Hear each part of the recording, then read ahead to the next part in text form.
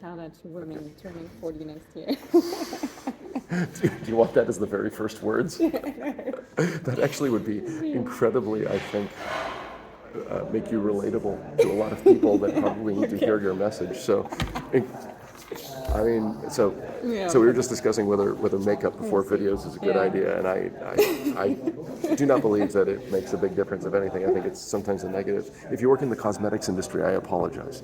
Okay, so I don't, yeah. did Well, you? I don't. No, Oh, I okay, don't. all right. So, let's start with Obviously, introducing. I don't. Let's start with your name and how you introduce yourself. As you were describing, some people where you're from are a little bit more don't have the imagination to realize that they're digital nomads out there. When you introduce yourself, do you call yourself a digital nomad? No. No, normally not. So let's start with how you would introduce yourself to strangers. What your name and what you do. When they ask you that, what do you say? Yeah, well, I'm Ruth Cremer. Ruth Cremer. I normally introduce myself as an entrepreneur because that's basically the category, right? But it's the easiest way to describe what I'm doing because I'm doing many things, or I did many things. Does being an entrepreneur, you were telling me the society you're from, do you want to introduce, how do you call your country of origin? Do you say Deutschland or Germany? Okay. Yeah. Well, I am from Germany. I have a German passport still. Yeah. I never really regarded myself as German, to be honest. Really? As European, I would say, but not as You're German. the first person I've met who's actually like living up to that vision that some people had that eventually Europeans would call themselves Europeans and then national identity would come really? second. Okay. But nobody, yeah. Have you met other people Yeah, who also introduce yeah. themselves as, look, I'm European? Eh? Yeah, definitely. Historic for me. So the next question is, I've always wanted to ask somebody, I always forget to ask this. The society you're from, is it frowned upon to be an entrepreneur? You were saying that people have sort of a limited range, right? Is entrepreneurship seen in the same sort of glamorized way as in the United States? No, not at all. Okay. No, absolutely not. And that is something that really bothers me about Germany. Because I think there's no need to glamorize it because there's not much glamour in it.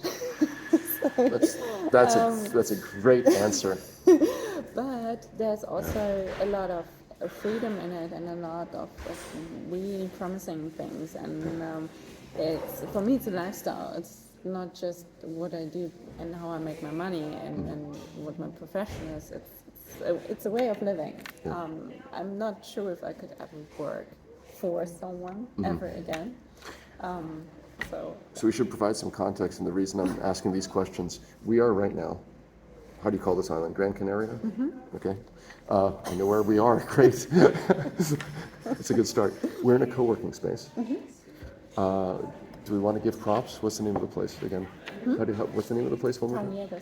Talleres. That's how you say it. Talleres. Talleres. If you're looking it up. Lovely place.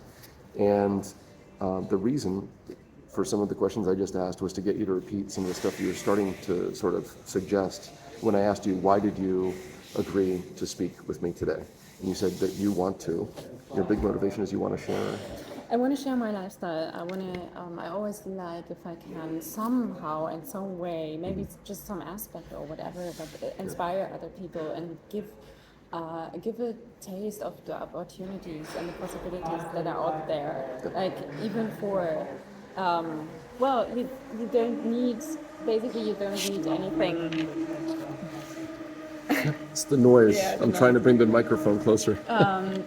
Actually, you don't need a lot to start or to try yourself out and to reach that lifestyle if you really want it. I think it's possible for everybody, and there's so much in it. It's not the right thing for everybody. That's another thing. But I think it's something for much more people than actually know. And You're talking about specifically being a digital nomad, correct? yeah, but also an entrepreneur. I think both. Because, if you're like, I became an entrepreneur and then I became a digital nomad. Interesting. But I became an entrepreneur because I wanted to be free, because I wanted to be independent and yeah, and also travel more, but also determine when I work, how I work, More control over your all life. these things. So what? So let's talk about. And supposedly my channel is, well, it's called Extreme Entrepreneurship, just like my book. And the common thread. Let's make sure that we hit the common threads to establish that you qualify and what you do, and all the people around you qualify as extreme in some ways. The unifying theme is starting with a lack of resources, doing something fundamentally new, or even if you're in an established business, in an established industry, doing it in a slightly innovative way, and having lessons in the story that other people can learn from. So we've already established, we think that there are lessons that other people can learn from in your example of how you went from normal life to entrepreneur to digital nomad. How is there maybe limited resources? You just said that you don't need much. In what ways do you feel like there were factors against you or limited resources? So when I started, I actually got fired from my first job. So I studied, I got my first job. I was set up to actually do my dissertation, my PhD, right?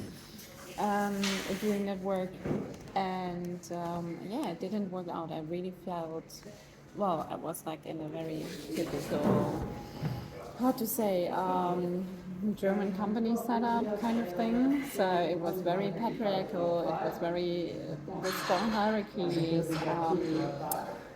So I got the feeling that no matter how good I was, I wouldn't get the credits for it, and I wouldn't get the chance to advance and to develop myself professionally. So I got into a lot of, and that is something I really can't take because I always wanted to develop and I wanted to see what is possible and what I can do actually and create things. What inspired you And to be different than the societal mold, the organizational mold you're with? This is something I always want to ask people. yeah, You saw a system that I you didn't didn't. Yeah, what made you not fit? Was there somebody that inspired you? Your parents? Did you see somebody and you thought, that's how I want to be? Or did they come from reading books? No, not really. I don't know. I always had like some driver inside me that That I you want. wanted to do something cool, like at least be a part of a cool project or whatever, and bring my own ideas in. And that was very difficult in that environment. And also it was very, the loudest was always right, and this whole kind of thing. As I said, very patriarchal, very old-fashioned, very I don't know. It So they- felt like last century So they style of work. they helped you on your journey because you showed that you wanted to grow and be different, Yeah. and they basically said, okay, Yeah. goodbye, auf Wiedersehen. I complained a lot, and then I got into a lot of fights with my boss, and finally I got fired. Congratulations. Yeah, it was actually was actually one of the best things that happened to me there. But I think it was also who fired me was not my direct boss, but the higher boss, and it was actually not a bad kind of firing. I think he kind of felt that I didn't fit and that it wouldn't work for me. So I think it was, yeah, it was fine. But then I was in a state of mind where I was like, okay, I can't risk that ever happening to me again. Like this fighting and this negative energy all around me and this pushing and screaming and whatever. So I was like, okay, actually I can't risk to have a boss like that again. So I was like, okay, what can I do without a boss? I mean, I have to work for myself, right? So I became a freelancer, and there were some things I learned, and I built my like in the first job, and I did my first business out of it. So I became a consultant for public funding. Consultant for public funding. Yeah, so I founded my first company helping mostly startups and also NGOs and small companies to apply for public funding, mostly EU funding, and working in those projects, managing those projects. And that worked pretty well for a while, and since I did it a lot of times for startups, I grew more and more into that startup scene of my area, of my city of Cologne by that time. And and then I got hired again for a big German VC fund because of that work in that startup scene. And there I learned a lot, but after I had to acknowledge that having a boss and structures like that. Not It reminded for me. you it still wasn't for you. Not for me. Before we forget, you're somebody who got fired. You were on your way to get Twice. and you this is awesome, by the way. I'm glad you're sharing it because I think a lot of us are embarrassed to admit something like that. Yeah. And it's good to know people get fired, and sometimes it's a good thing, and you don't Absolutely. and you don't realize it at the time. But it's like, Absolutely. thank God that didn't work out. Actually 2.5 times, but like, yeah, anyway. That's how you see it. I don't want to forget the question here. How did you figure out what was your PhD going to be in? Yeah, that was also a problem because I wanted to do it in mathematics. That's what I studied. Yes. Yeah. So you wanted to do a PhD in mathematics. Sounds like that did not happen. Meanwhile, you're getting fired from a company. And what was the company in? What industry? Information science, I would say. Information At least my science. department, yeah. And so where did you get the idea of, I'm going to help NGOs and small startups get government funding? Well, I was actually not working at a company, but at university kind of institute that was structured like a company. So we didn't do lessons or classes for students. We did projects working with other with companies. Okay. Or EU funded or other funded publicly funded projects. Sorry. So this was, so to make sure I understand. That's where I learned how to write the proposals for those So the funding place that you got fired from was sort of in the business of teaching courses on how to do. No, not teaching courses. No, we did actual projects. Projects. I also worked a lot. I worked by that time already. I was on a project that was partly taking part in Italy, in Greece, in Sweden. So I went to in Portugal. I went to different places for that project and worked with different companies and university institutes, like basically all over Europe. So you learned that there was a need for this kind of a service. You learned that people were willing to pay for it because they could get funding to help their organization. So that's how you felt confident that you could do this on your own. Yeah, I kind of felt confident, and I kind of felt like I have to do something, right? I have to. Well, there was no meaning to look back because it didn't work. So I had to find a way. I had to make a living. And how long before it seems you forgot how much you didn't like working for somebody, and you took that offer from a VC firm, which is very funny. Like, how long did you work on your own before you were like, okay, I'll go back to stability? I'm going to guess 2 years. I started 2013 with my first business, and I got into the VC 2 years later, 2.5 years later. Sounds about right. Yeah.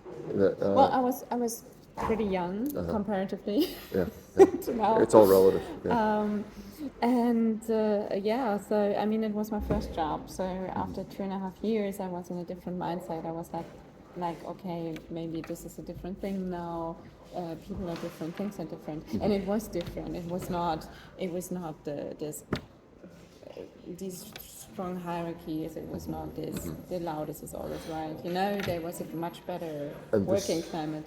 This was a VC firm. Yeah. And then afterwards, so you left that. And did you last a year? 1.5. 1.5. And now you started out by saying that you And I introduced. made a very good investment, which is very big today. Really? Do you want to share which one? Well, very big. Well, in I think in U.S. terms it isn't, but it's a very stable German company. And you invested in it early. Nobody knows it. It's in tech infrastructure, so it does cloud infrastructure, cloud services and stuff. But it's pretty successful. I'm gonna forward you something later. I don't want to disclose it here publicly yet, but I'll forward you something very exciting a friend is working on, and you can tell me what you think. So it was not all bad. It was actually it was. I learned a lot, and I learned a lot of things I use for my business today. Such and as I love this area, and I love working in it. I just can't work for other people. You love working with young companies. Yeah, I do. I still do it. Okay, you started out saying that you introduce yourself as an entrepreneur because there's many things you do. I think you said. what are some of the other things? Is it all now helping startups, or like what are some of the other things? Well, most of the things I'm doing is around startups and preparing startups for investors. What most people know me for in Germany is the advisor of the German Shark Tank or Dragon's Den, depending on where you're Dragon's from. Den? I'm sorry, German Shark Tank. I heard that. And what was the next thing you said? No, Dragon's Den is the Canadian or UK version. That's why I always say both. I didn't know this is called Dragon's Den. Yeah, it's called Dragon's Den. I gotta look this up. And the Australian and the US Shark Tank. show is Shark Tank, and yeah, there are plenty others actually. So the German one is, the translation of the German one is The Lion's Cave. The Lion's Cave. So yeah, I'm working for that TV show as a professional, as an expert advisor, basically. Fantastic. And that's also the book I wrote. I wrote the official book from the TV show. Okay. For the TV show, basically. I saw your books. There's more than one book you've written, No, right? just one. Just one? Just one so far. I'm working on another one. I'm so confused because I remember seeing another title, and I thought it was like How to Be a Digital Nomad or something. No, I didn't do weird. that. No. And It was in your Facebook feed. Maybe it was somebody else's book. And here comes some food from the cafe. Gracias, muchas gracias. Okay, and I can pay you later? Yeah. Okay, great. This is some of the food at this shared working space. And this is very good, by the way. It's the avocado toast. This is the green smoothie. I've never done a product placement like that. Oh, wow. It feels ridiculous and fun. All right, so back to what we were talking about. What you're doing. And then so currently, and that's why I dare to describe myself as an entrepreneur now. So in the last 1 or 2 years, I was slowly working on some products to change my business more into like a real business and not just a consultancy. I mean, I did side projects before, like the book. The book was actually my first product, if you want to put it that way. Now I'm working on a card set. Are you working on what? A card set. Card set. So a set of cards I could actually show you, Yeah. which tries to help you step by step to create your business model. And so it's basically like learning cards, like a series of. Okay, I have to differentiate that. This sounds very cool. And then of course online courses, because that makes a lot of sense to do when you're a consultant. And yeah. Now your way to distribute are these the cards. basically. So basically, start, for example, with. What is your big vision? Yeah, what's your big vision? What's your main problem you are solving? And then it goes on and on and on until it goes into my focus topic, which is how you make money. So it actually has a series of like exercises on it. So where you basically it helps you define your business model step by step and see if you actually can make money with it at some point. It's not been done before at all? Not in that way. I actually did some research. I mean, I don't know the US market so well. And this is brand new, by the way. Yeah, it's actually still the prototype. It's very professional. Do you want to show any of them, or is it? Well, I can't do it. It won't look like that once it's done. So it basically has on the front, it has some explanations, and at the back you will see some exercises, some things to fill out. So the idea is that if you want, you can put it on the table or put it on the wall, and it guides you step by step. So at some point you have your business model at the wall. That's the plan. And yeah, that's what. So I did a lot of trials, and I like it. It looks feedback great. was really nice. Yeah. So far, Why and did I will you- change some things. So what you saw will probably not be in the final It's product. an interesting combination of sort of big questions and then slightly more complicated checklists to help you think through the big questions. Yeah, it guides you into it. Guides you into it. You basically start at the surface and then you dive. Are in. any of them phrased a slightly different way? Like, what big problem are you trying to solve? Or what big pain are you trying to address? Yeah, Are any of them? that's in it. Okay, Too. okay. Yeah. That's fantastic because that's. So Let me ask you this question. This is a reflection based on interviews and the first book and now the second book that I'm researching. It seems like a lot of people money is there, obviously. You got to eat. Everybody would like to not worry about money. But it seems like the primary thing that drives people, and maybe a little selfish ambition, but it's a sense of mission. It's not following your bliss always. It's not making yourself happy, because the daily grind is not always a joy. It's not a pleasure. Let's put it that way. It's not hedonistic. Wow, I really feel pleasure. It seems like people are driven more by there's this pain, there's this problem, and I think I'm really excited to bring the solution. Yeah, Would you say that's fair? might be. Well, not for everyone. Like for me, I love to create things. For me, it's great fun when I work with the cards and when I did the trials with the people. Okay. See, like So it is driven by like yeah, almost. watching them how they work with it and seeing what works, what doesn't work, and then redefining them and reworking them. And so for me, that gives me a lot. It's for me, I love to create also workshops and what I did the last years. Like I did a lot of pitching workshops or business modeling workshops, financial planning. So and I love to do like concepts for that. And I recorded also my first online course for investor pitching. What platform did you use to record it? No, I recorded it with myself with like a video specialist. Okay, yeah. And But yeah. like, what platform are you using to share it? Is it on YouTube? How can people find your course? No, it's not online yet. We're still working on the workbook, and you know, there's so many technical things and things to do. Once you recorded it, I mean, recording is just a tiny thing, but it will be on my own homepage.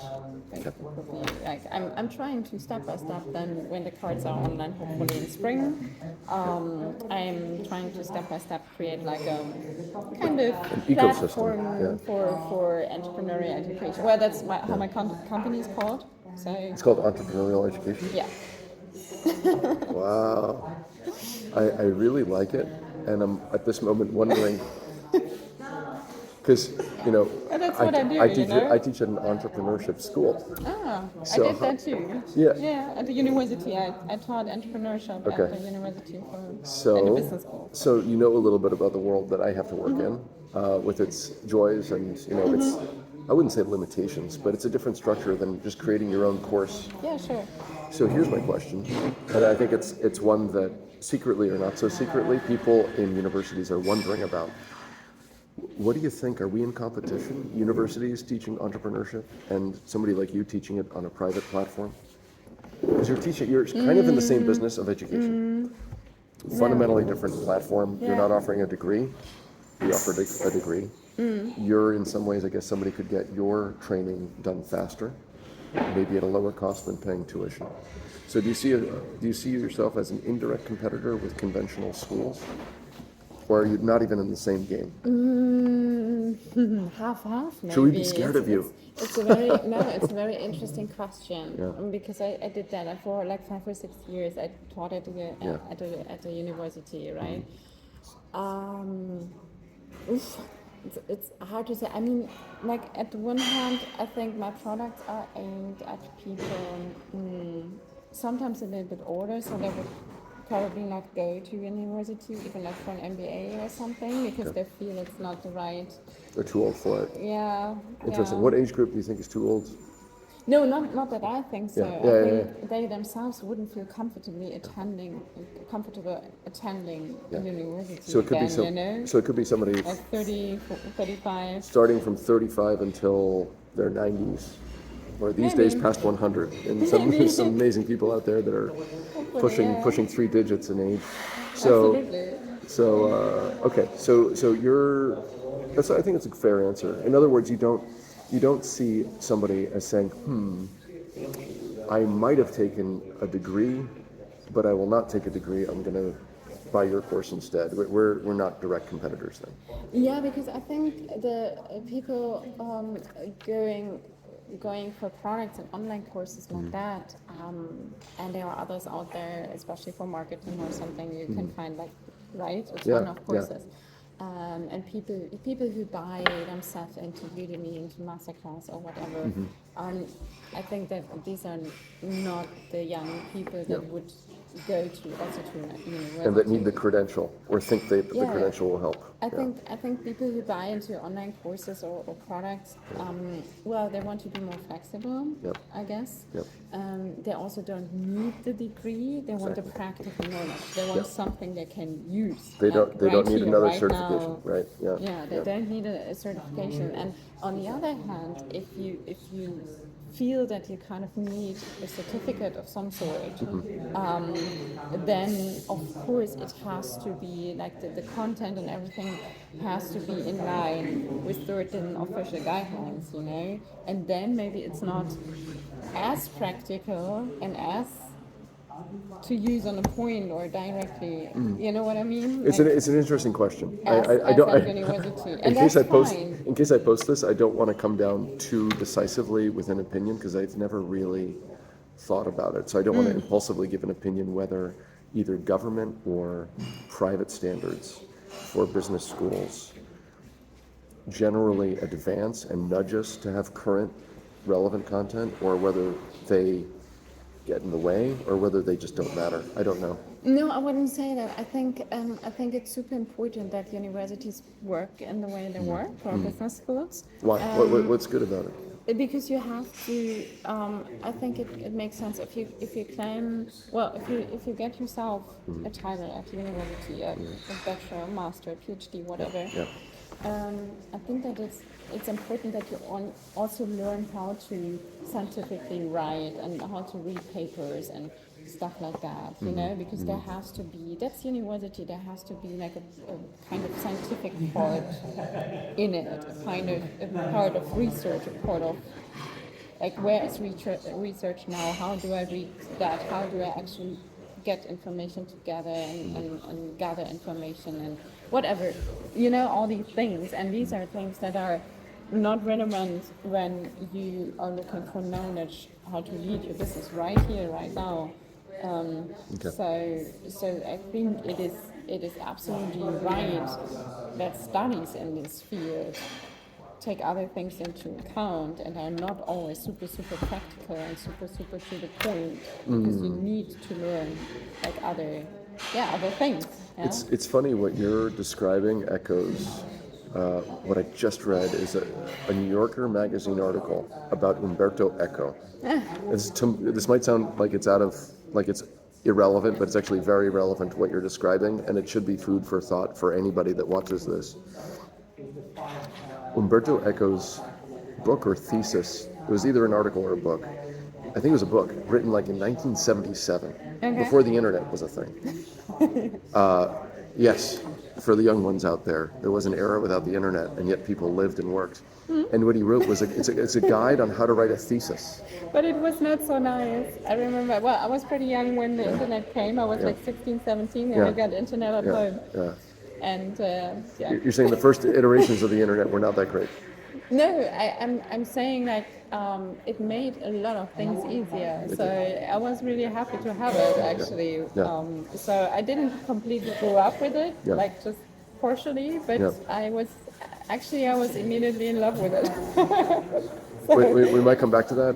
What I wanted to build on what you were saying and fill in the wisdom from Umberto Eco. Apparently in the Italian system at the time in 1977, and maybe still to this day, part of getting even your undergraduate degree, feel free to correct me in the comments if this is incorrect, by the way, you have to write a thesis in the style of what you do at the higher level. And in an era, even back then when people were questioning, why am I doing this? And oh my God, this is so much stress, I don't know how to do this.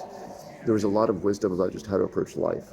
Like he separated, there's a very fashionable thing that people point out now about separating busy work and doing something to feel like you're doing the thing that you're supposed to be doing and actually doing it, which typically requires slowing down and actually focusing on thinking, how do I solve the problem, rather than doing a whole bunch of busy work that's not actually advancing the problem solving.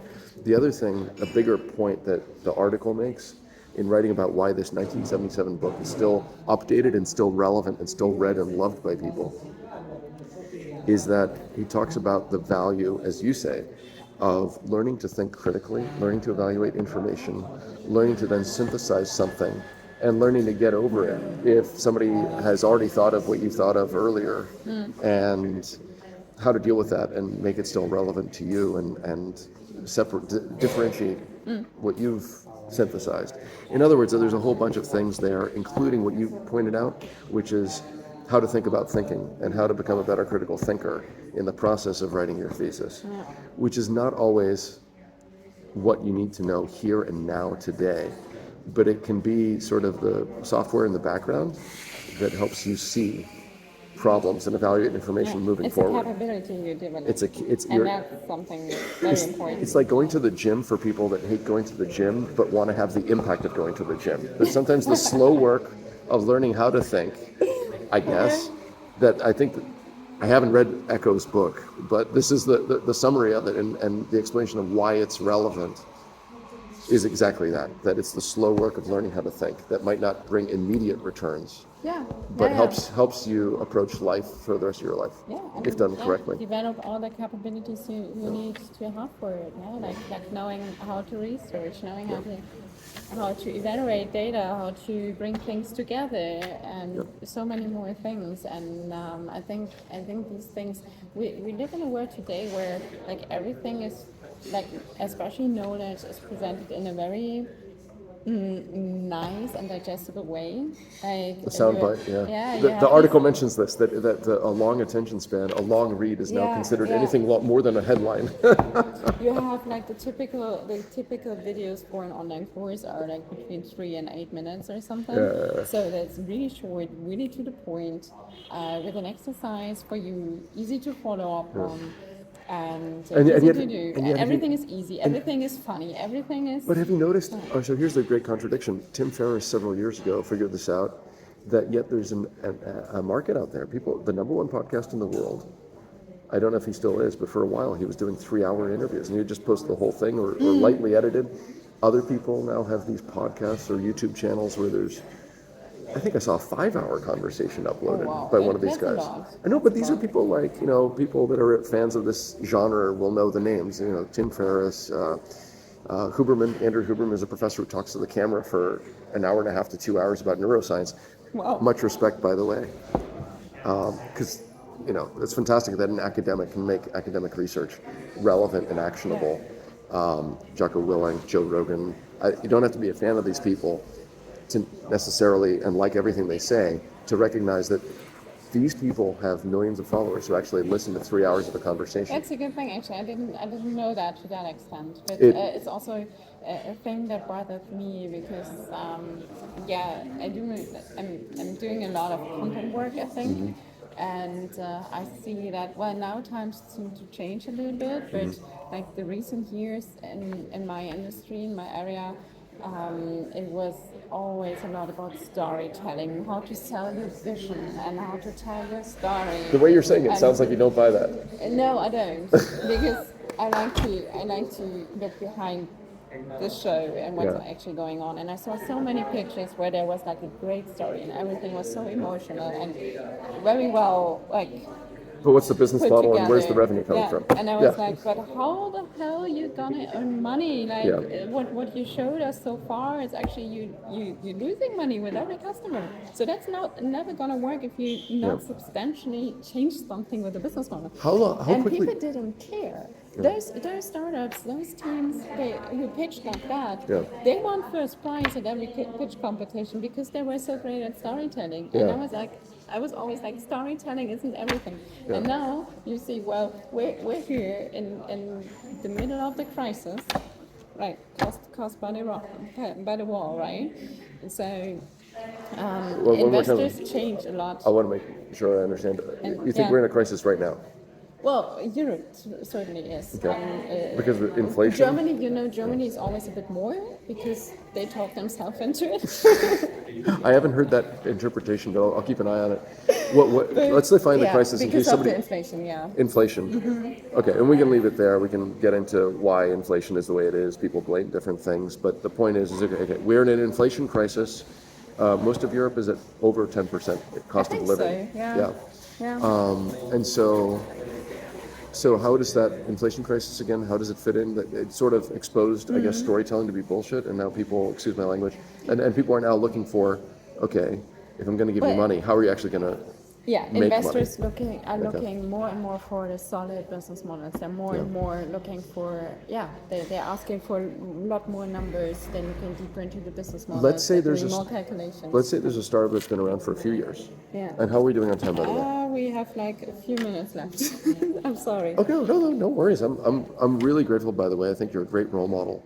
A friend of mine who's a digital nomad here in the Canaries, when I said, hey, I'm going to be passing through, I don't have much time, but, you know, they're friends, so I thought we'd have a cerveza or something. They're like, well, you're writing your second book. Here's a digital nomad group on Facebook, and I want to huge respect to you, and I think you're a great role model for people that you didn't necessarily, we had not met. I didn't come with a recommendation, but you were like, hey, I have stories to tell. I don't know if they fit your model. Yeah. And it turns out that I love what you're doing, and I would love to follow your work and even collaborate if there's an opportunity. Sure. So for people watching this and wondering what's a so what, an actionable so what, would you agree that it's actually, some people might not take random, I'll talk for 30 to 60 minutes with somebody, because it could be a waste of time. It could be crazy. It could be totally a waste of my time and theirs. And It could be. but are you the kind of person? Opposite. Are you the kind of person that your default setting is, I'm gonna say yes unless I see a clear reason why not? 'Cause some people would say do the opposite. Not sure. Say no, say no, say no, and I focus. normally go with my gut feeling, to be honest. And if my gut says could be interesting, then I do it, because I think I've met so many people by accident who, or like the most important contacts of my life, or like business contacts, friends, whatever. They came like really by accident. Amen. You know? Amen. A lot of things in retrospect, people say, "How did you do that?" And you're like, "That was half of it was luck, luck."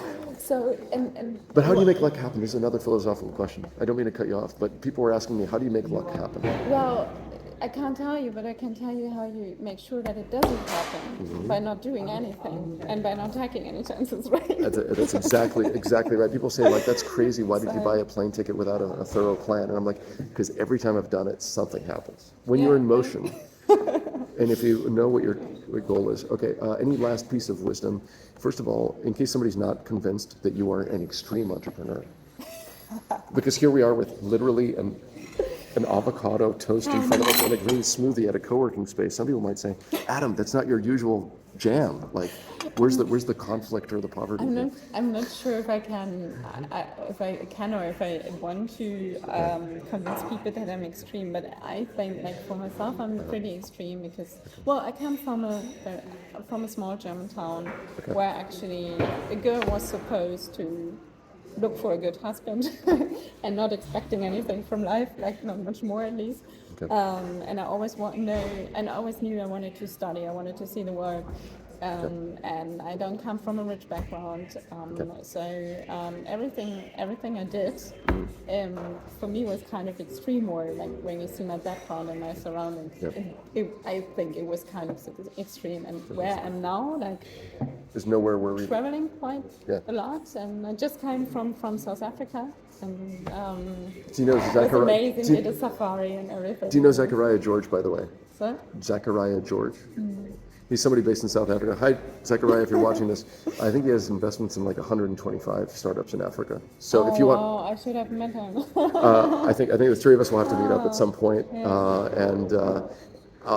have can you tolerate one more question? Yeah, a startup. If it's been around for a while, how long before you start saying, you have 6 months? I guess it must depend on the startup. Yeah. But it's good. I don't know the question yet. But no, I think the question is more or less like depends. when do you run away from a startup saying, you know what, it's been X amount of time, your roadmap is still another 2 years before you make revenue, I'm out of here. I've heard that's actually common in the tech field, that you can go years. Yeah, and so it's it not really depends. It really depends. And some would say that Uber's an example that you can be publicly traded years in the game and still not be, by some measures, what one would expect. Anyway, on that note, and speaking of Uber, I'm Uber grateful. Dankeschön. Absolutely. Muchas gracias. Any final words? Final words? I can just, I We'll hope that We'll have to do it again, number one. Well, anyway, Yeah, but I just wanted to give you some inspiration, give Yeah. you some interesting thoughts to do. You know, you have to figure out your own way always. Yeah. I spend a lot of time to figure out my way, and I have not put it together totally, but I think I'm on a good way. I think so too. And so yeah, and so I can just tell anybody, try it, try some things out. Maybe be safe, have a back door or anything, Yep. but try out, because if you don't try, you can't make anything happen. I will put your full name and a link to your domain name in the bottom. One more time, the name, if people want to follow your startup education, what is it called? Entrepreneurial education? Entrepreneurial education. Yeah. Damn, But entrepreneurial education. you will find my website under my name or under numbersaresexy.de. Numbersaresexy.de.